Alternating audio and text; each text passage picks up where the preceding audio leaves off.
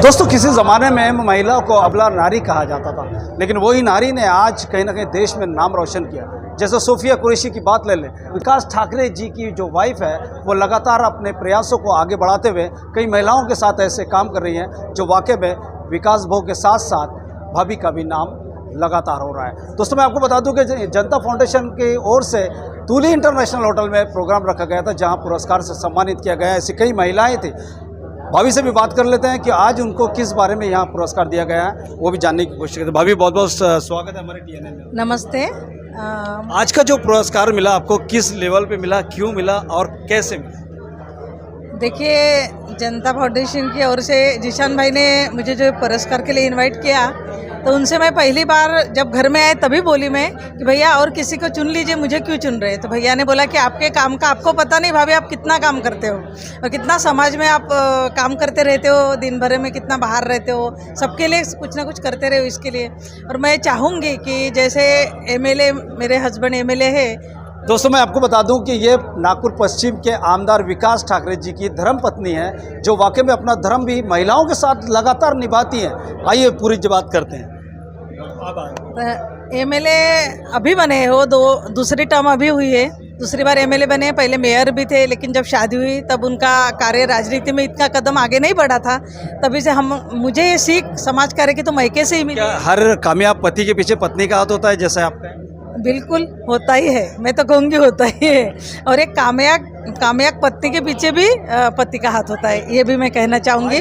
और जो ये पुरस्कार से सम्मानित किया गया है, भाई ने मुझे यहाँ बुलाया, पुरस्कार दिया, उसे कहना चाहूँगी कि मैं जो ये कार्य कर रही हूँ और लगातार हमारे कार्य चलते रहते हैं। हम वृद्धाश्रम, अनाथाश्रम, हर कोई समाज में जो भी पीड़ित है उनके लिए हम जो कार्य कर रहे हैं, हमारी पूरी टीम हमारे साथ में है और हम सब काम कर रहे हैं मिलके। तो इसकी प्रेरणा मुझे मैके से तो मिली है और मेरे ससुराल में भी सब लोगों ने मुझे सराहा, सहाय्य किया, साथ दिया, तभी मैं इतने अच्छे कार्य कर रही हूँ। आज मेरे बच्चे भी सामाजिक कार्य में अग्रसर है, अभी बहू भी है, सब ऐसे सामाजिक कार्य कर रहे हैं। और मेरी जो महिला टीम है पूरी, मेरी ये सभी सखियाँ, ये सब मुझे सपोर्ट करती है हर काम में। इनकी वजह से जो भी हो, उनकी बदौलत हो और इनके साथ ही अच्छे काम कर रही हूँ। आगे भी चल के अच्छे ही कार्य करती रहूँगी और मेरे पति का भी मुझे बहुत बड़ा साथ है इस कार्य में और ऐसे ही कार्य मेरे हाथों से होते रहे। और एक बात आखिरी में कहना चाहूँगी मैं कि जो भी अपन बड़े कार्य करते हैं, कहीं ना कहीं उसकी सराहना तो होती ही है, लेकिन जब भी आप आगे बढ़ते हो, अगर आगे बढ़ते हो, बहुत बड़े बन जाते हो, तो आम लोग आपको खास बनाते हैं। तो खास बन के कभी मत रहिएगा,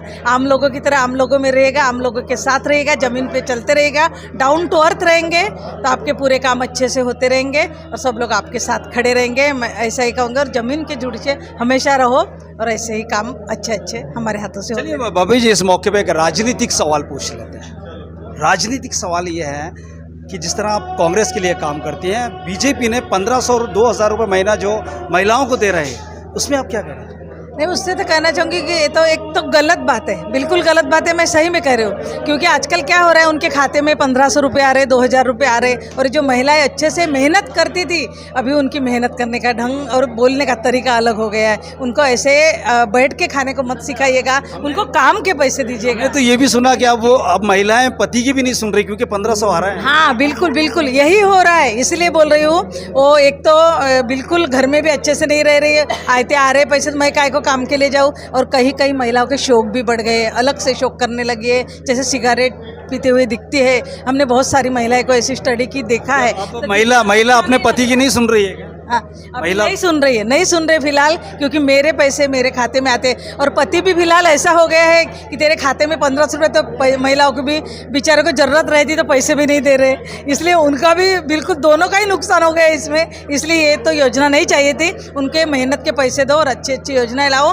उनको रोजगार दो, बस ये खाली मेरा यही है। बिल्कुल दोस्तों, आज के दौर में इंसान को रोजगार की ज़रूरत है, शिक्षा की ज़रूरत है, हॉस्पिटलों की ज़रूरत है। लेकिन बीजेपी ने देखा है आपने कि किस तरह से प्रलोभन देकर 1700 से 2000 रुपये महिलाओं के खाते में देकर कहीं ना कहीं पति के ऊपर और भी सर का बोझ बना दिया गया। लगातार बने रहिए मेरे साथ और देखते रहिए TNN 24 news. Cameraman Sanjay Tiwari के साथ रियाज शेख, नागपुर।